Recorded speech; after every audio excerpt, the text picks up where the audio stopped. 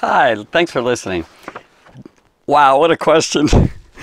A girl I know, Destiny, she asked this, wow, really fantastic question.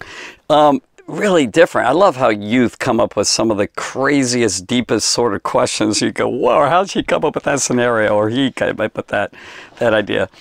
Here's her question. If there's a Christian who suffers an accident and has memory loss, and then becomes an atheist, how will he be judged? God, how do you think about that? How's that come up? Well, that's a great question. I think it'll be the end is what God's going to judge. But, you know, if this person's, something happened to this person's mind where they can't think or they lost, you know, a lot of stuff, God sees all that. He's very fair in all his judgments against and for everyone.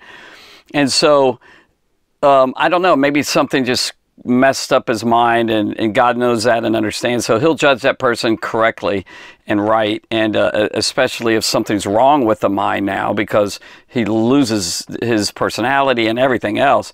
God will judge that person from beginning to end and know which it is. But if that guy is balanced and knows what he's doing and chooses another direction, which would be shockingly, stunningly surprising to me.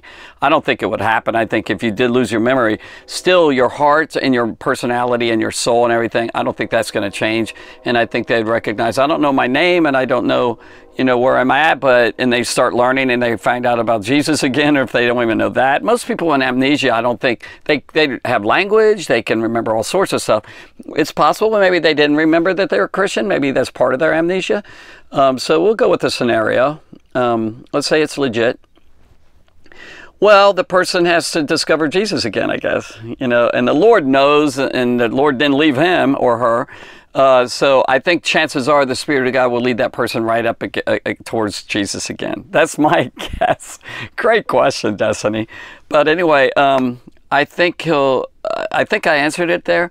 But I think what I would like to say is whatever your end choice is in life, because if you reject Jesus, let's say you accept him, reject him, and then go off, your end choice is what it is. It's the end, the final decision of what you make, because we all mess up in different ways, but it's what your heart is at the end is what God's going to judge. So you can live a horrible life and still get saved right at the last minute, like the thief on the cross. I don't know if he lived a totally horrible life, but he got saved. Or anyone else on deathbeds and everything else. Then again, if they choose to turn from God, there's a lot of scriptures that warn about that. I keep thinking of this one scripture in Matthew 24, and that's in a context of that period and time that Jesus is talking about. He says, "He that endures to the end shall be saved." So that's what I keep thinking about that particular verse as I'm talking here. So the what your final decision is. What's your final decision? I would say right now, get saved. Now is a day of salvation. Today is his day of salvation. Now is the accepted time. But give your life to Christ, and then hopefully you won't have an accident and go into amnesia. God bless you.